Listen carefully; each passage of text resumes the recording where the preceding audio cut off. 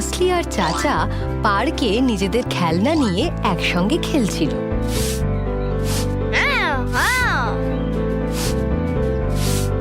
এবার এলো ছোট্ট ডাইনোসর। এইবার এলো বড় ডাইনোসর।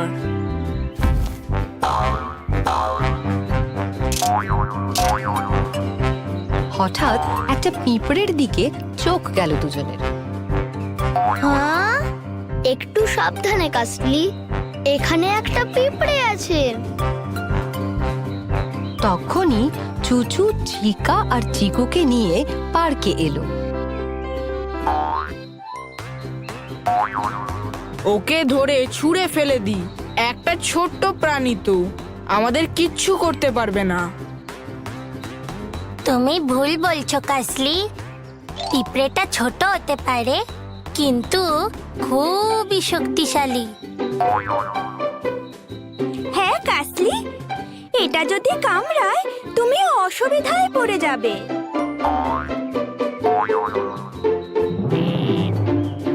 হ্যাঁ, আর ভাববে আর কোনোদিন কোনো পিঁপড়েকে বিরক্ত করবে না, ঠিক যেমন বাগানের সাপটা পিঁপড়েদের বিরক্ত করেছিল।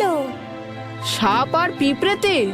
হ্যাঁ, চুচু, আমাদের প্লিজ ওই সাপ আর পিঁপড়ের গল্পটা বলো না। প্লিজ আমাদের বলো চুচু। আর তারপর চুচু সবাইকে সাপ আর পিঁপড়ের গল্পটা বলতে শুরু করলো।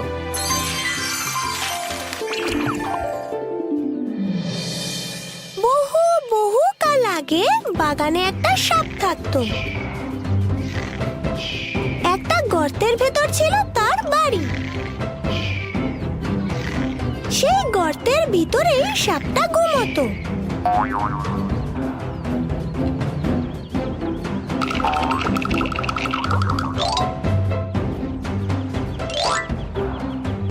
আর যখন তার খিদে পেত, সে বাইরে বেরিয়ে আসতো।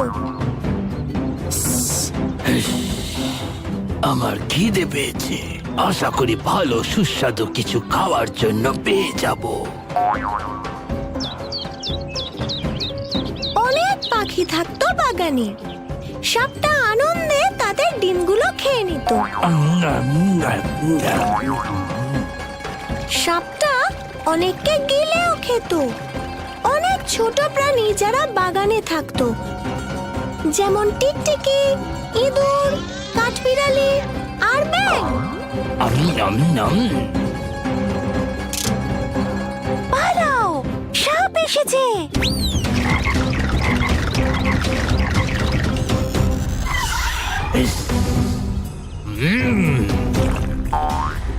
সাপ সব সময় আমার ডিম খেয়ে যায়। আমার সবচেয়ে ভালো বন্ধুকেও গিলে নিয়েছে। সাপ অনেক ছোট ছোট প্রাণীদের খেয়ে নিয়েছিল, তাই সে খুব মোটা হয়ে গিয়েছিল।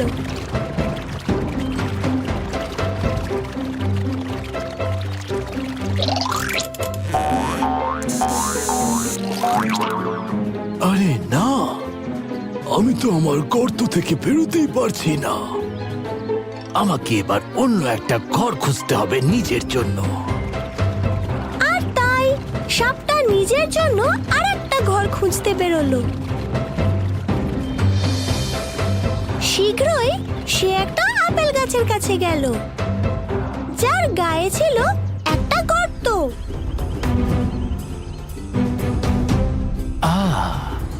আপেল গাছটার গায়ে একটা গর্ত আছে, সুন্দর দেখতে লাগছে। এটাকে আমি নিজের ঘর বানাবো।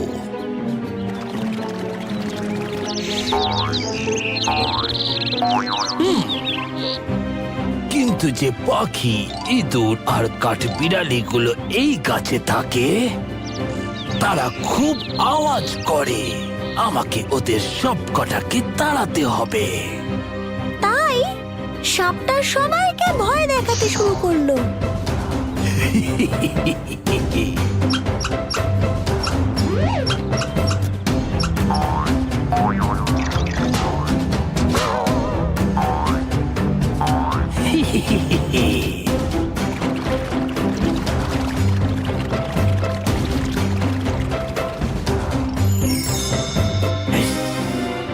পাখি তোরা পালা। ইঁদুর কাঠবিড়ালি গাছ ছেড়ে দে, না হলে তোদের গিলে খাবো। কিন্তু গাছটা তো আমাদের বাড়ি। আমরা সারা জীবন এখানেই থেকেছি। নতুন ঘর খুঁজে পাওয়া এখন খুব অসুবিধা। আমি কিছু জানতে চাই না, আমি একাই এই গাছে থাকতে চাই, আর তাই তোদের সকলকে এই গাছ ছাড়তে হবে। হিস।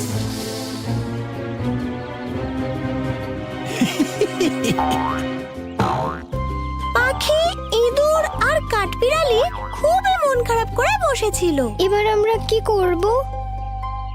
চলো যে বুড়ো ব্যাঙ বাগানে থাকেন তার কাছে যাই। উনি খুবই বুদ্ধিমান, উনি আমাদের সাহায্য করতে পারবেন। আর তাই পাখি, ইঁদুর আর কাঠবিড়ালি বৃদ্ধা ব্যাঙের কাছে গেল, যে ওই বাগানেই থাকতো। ব্যাঙ আন্টি, সাপ আমাদের গাছ থেকে তাড়াতে চাইছে। আমরা ওখানে বহু বছর ধরে থাকি। আমরা এখন কি করব?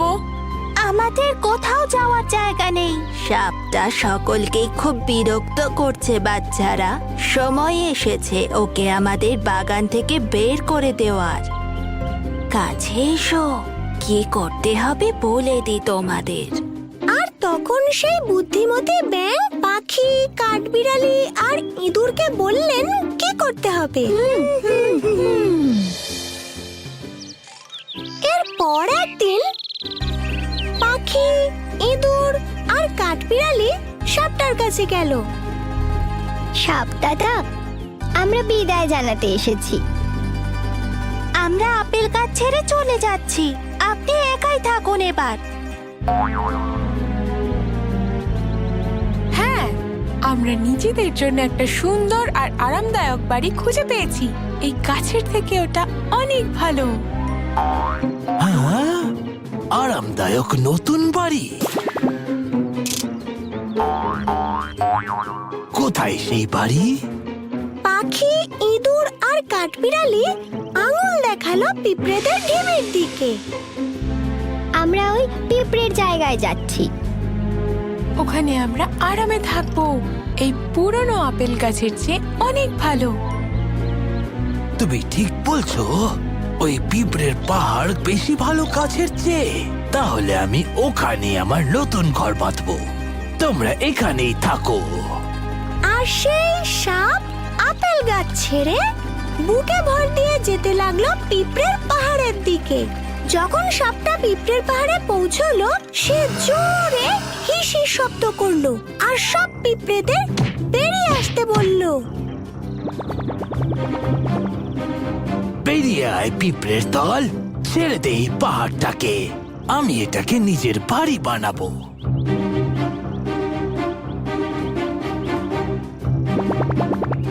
বড় লাল এবং রাগী পিঁপড়েদের এক গোটা সৈন্যদল বেরিয়ে এলো পিঁপড়ের পাহাড়ের ভিতর থেকে। তুমি কি আমাদের ঘর ছাড়া করতে চাও সাপ? হ্যাঁ, আমি তাই চাই, আর তোরা আমায় আটকাতে পারবি না। যতই হোক তোরা ছোট্ট ছোট্ট প্রাণী, আর আমি হলাম বড় আর শক্তিশালী সাপ।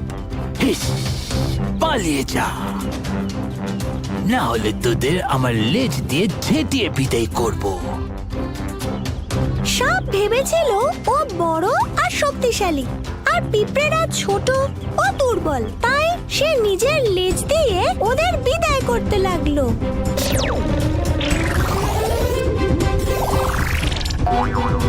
কিন্তু ওকে অবাক করে পিঁপড়েরা রেগে গেল। পিঁপড়েরা তাড়াতাড়ি সাপের গায়ে উঠে বসলো আর খুব জোরে কামড়ে দিল।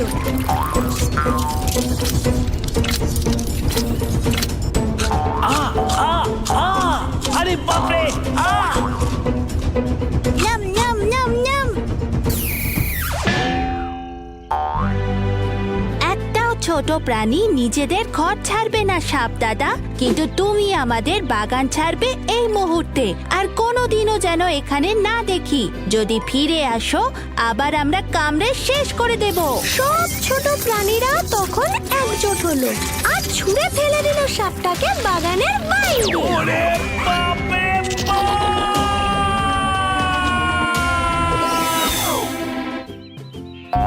আর সাপটা কাউকে কোনো দিন জ্বালাতন করেনি। যদি আমি নিজের গর্তে থাকতাম আর কারোর পিছনে না লাগতাম, তাহলে নিজের ঘর হারাতে হতো না আমাকে।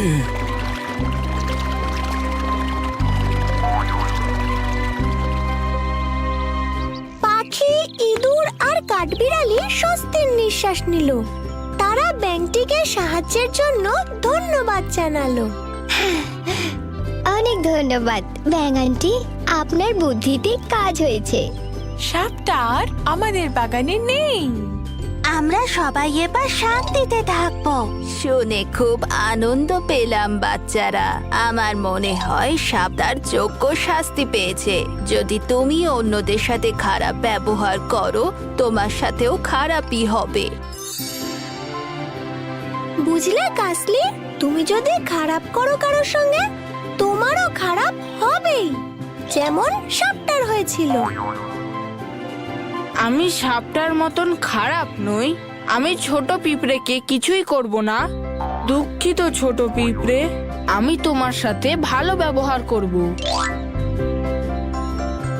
আর আমি আশা করছি তুমি আমায় কামড়াবে না।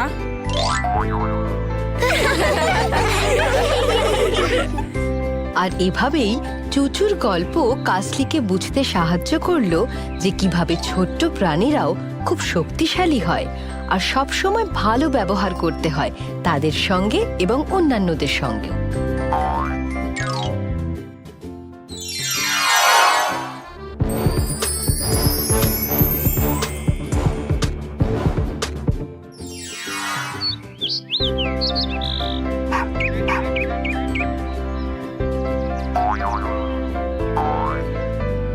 চুচু নিজের বাড়িতে চাচা আর ছোট্ট টাকুর সঙ্গে ছিল। সে তাদের যত্ন নেওয়ার জন্য তার মাকে সাহায্য করছিল। হঠাৎ চাচা আর ছোট্ট টাকু আইসক্রিম গাড়ির আওয়াজ শুনতে পেল। আইসক্রিম! আরে, এটা মিস্টার আইসি আইসক্রিম বিক্রি করে। চলো আইসক্রিম নিয়ে আসা যাক।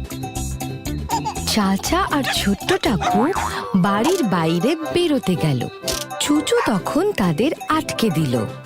আমি দুঃখিত চাচা এবং ছোট্ট টাকু, কিন্তু তোমরা একা একা বাড়ির বাইরে বেরোতে পারবে না। এটা ছোটদের জন্য সুরক্ষিত নয়।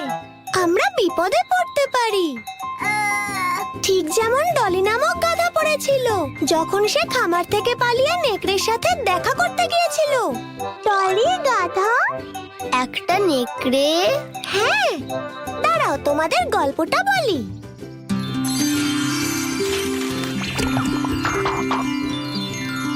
ডলি ছিল একটা ছোট্ট গাধা। সে একটি চাষির সঙ্গে কাজ করত জঙ্গলের কাছে একটা ছোট্ট খামার বাড়িতে। ডলি সব সময় অভিযোগ করত কারণ চাষি তাকে শুকনো খড় খেতে দিত আর তাকে খামারের বাইরে কখনো যেতে দিত না।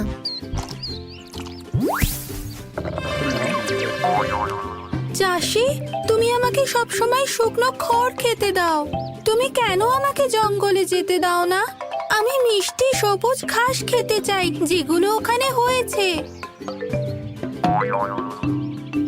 আই এম সরি ডলি, কিন্তু জঙ্গল তোমার জন্য সেফ নয়। সেখানে অনেক জঙ্গলি জন্তু জানোয়ার আছে, তারা তোমাকে খেতে চেষ্টা করবে।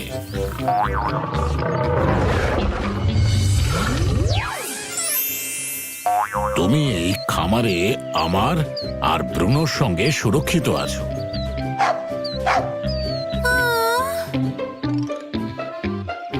জঙ্গলে একটা নেকড়ে থাকতো। সে ডলিকে দেখেছিল। গাধাটা দারুণ খেতে হবে, কিন্তু সে সব সময় ওই চাষি আর কুকুরটার সাথেই থাকে। আমাকে কোনো একটা বুদ্ধি করে ওকে ওই জঙ্গলে আনতে হবে, যাতে আমি ওকে খেতে পারি। একদিন নেকড়ে শুনতে পেল ডলি রাগে গজগজ করছে। চাষি আবার আমাকে শুকনো খড় দিয়েছে। যদি আমাকেও কেউ একটু রসালো আর ভালো কিছু দিত। মানে গাধাটা যাবে। নেকড়েটি একটা ভেড়ার চামড়া খুঁজে পেল।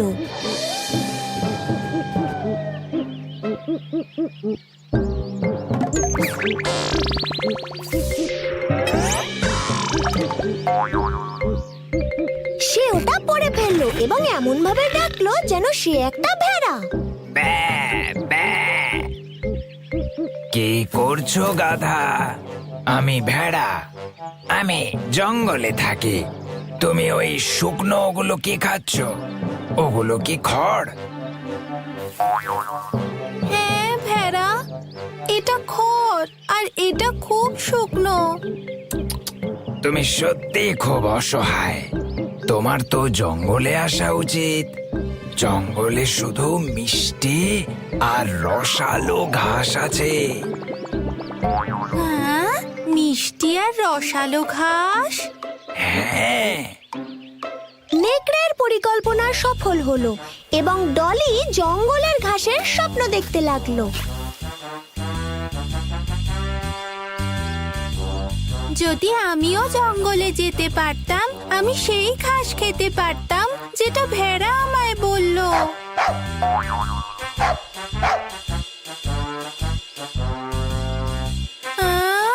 কিন্তু আমি খামারে আটকে আছি। পরের দিন ডলি দেখলো খামারের দরজা খোলা। বাহ, ঠিক করলো যখন চাষি আর কুকুরটা দেখবে না, সে খামার থেকে পালাবে। কি মজা! এবার আমি জঙ্গলে যেতে পারবো আর সব সবুজ ঘাস খেয়ে ফেলবো।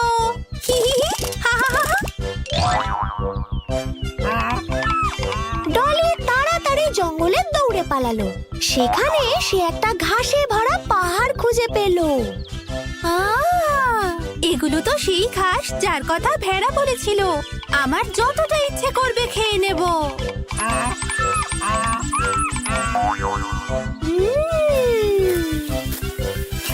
নেকড়ে ডলিকে দেখতে পেল। আহা, গাধাটা তাহলে জঙ্গলে এসে গেছে। আমি এখনই ওটাকে খাবো। নেকড়েটা ডলির দিকে এগোলো, কিন্তু রাস্তায় তার পরা ভেড়ার চামড়াটা খুলে গেল এবং ডলি, যার খুব তীব্র দৃষ্টি ছিল, সে সাথে সাথে বুঝে গেল যে ওটা ভেড়া নয়, ওটা একটা নেকড়ে।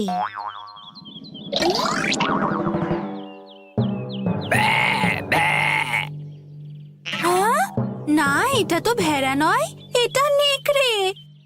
ও ভেড়া সাজার অভিনয় করেছিল আর আমাকে ঘাসের কথা বলেছিল যাতে আমি এখানে আসি। ও আমাকে খেতে চাইছিল। আমাকে পালানোর রাস্তা বের করতে হবে, নিজেকে বাঁচিয়ে খামারে ফিরতে হবে। যখন নেকড়েটা কাছে আসছিল, ডলি কাঁদার ভান করতে লাগলো।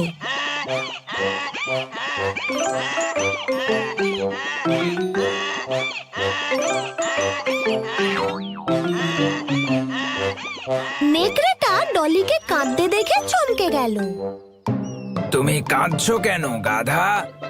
একা একা জঙ্গলে এসেছো, আনন্দ হচ্ছে না?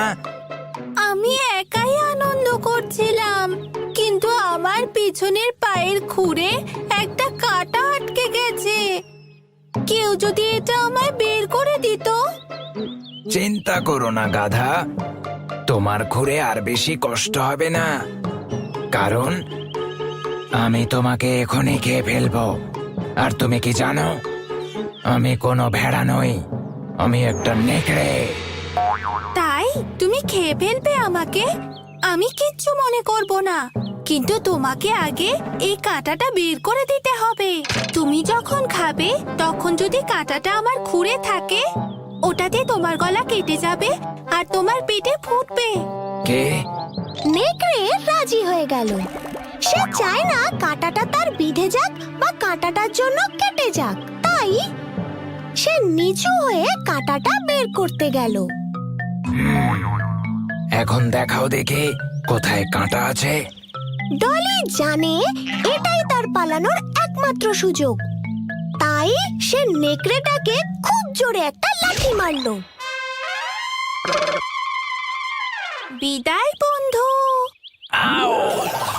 ডলির লাথি খেয়ে শিয়ালটা পাহাড়ের নিচে গড়িয়ে পড়তে লাগলো, ডলির থেকে অনেক অনেক দূরে।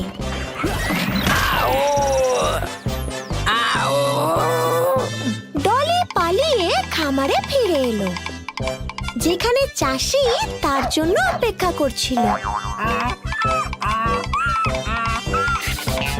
ডলি, কোথায় গিয়েছিলে?